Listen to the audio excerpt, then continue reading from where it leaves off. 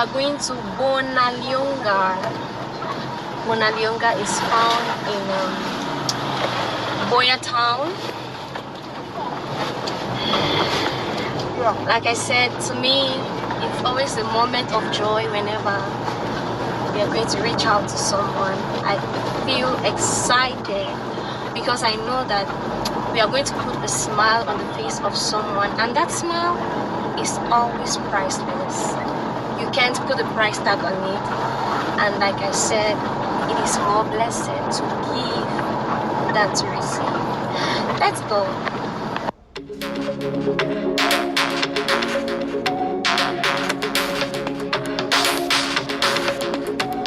So we drove up from the office, which is located at my 18 here in Buea, to Bonalionga village in Buea town. We met the lady there. She was already waiting for us. She gave me a warm hug, and this was us just going to her house.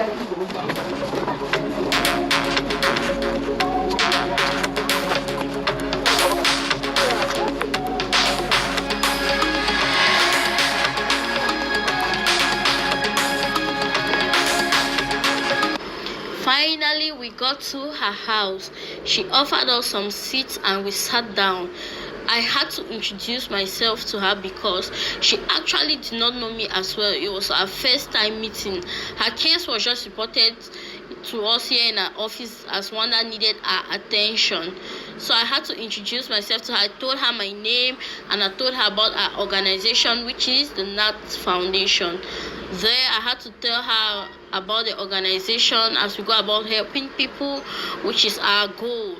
I had to tell her all this so she could feel comfortable talking to us because she actually did not know me. I wanted to set a pace where she would feel comfortable to explain and to tell us everything she was going through. After I was done introducing myself, I later on asked her if she could also introduce herself to us and tell her what she was and tell us what she was going through, so we could know the area where she really needed our help at the moment. After I was done talking, I later on gave her the floor for her to tell us who she really was and explain what she was going through. So she told us her name and she told us where she used to work for. That was at the ecotourism here in Buea.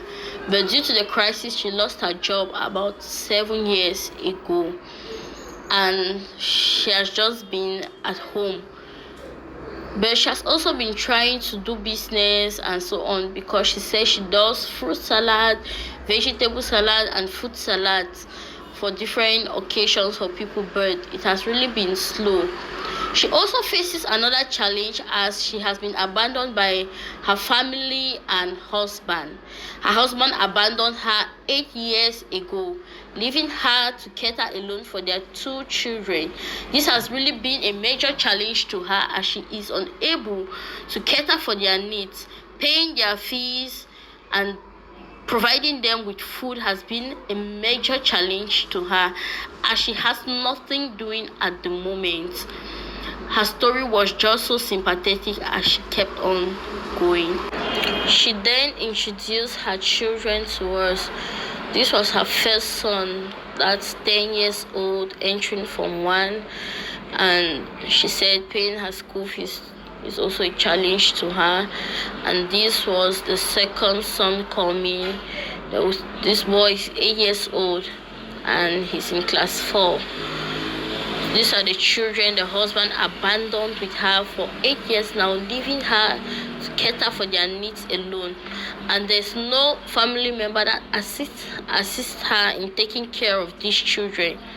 So this was her pleading with us, telling us that feeding these children is a burden to her, that she's unable to feed them and she has nothing doing, that she keeps begging to feed them, that she even goes to some women in her church. She goes to their restaurant business to assist them in cooking so they can give her foodstuffs that she'll bring home to come feed her own children.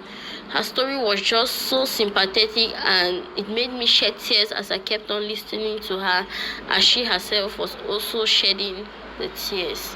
She was just begging us here to assist her in any way we could, even if it was just feeding, because these children They really didn't have anything to eat at the moment. She was just shedding tears and begging.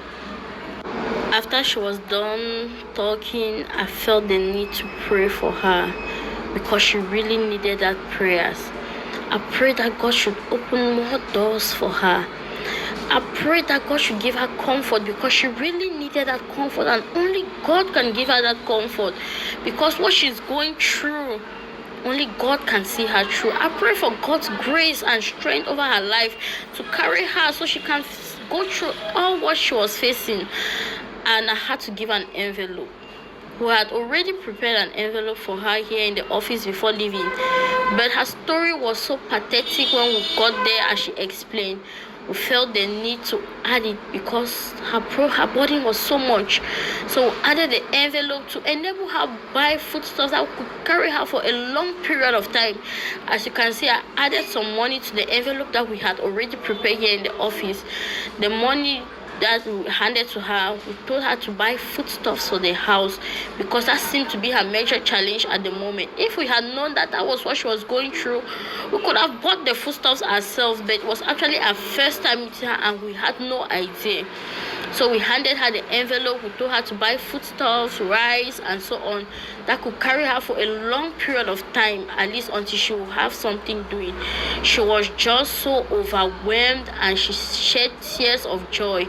We could feel how happy she was, and we were also happy as well.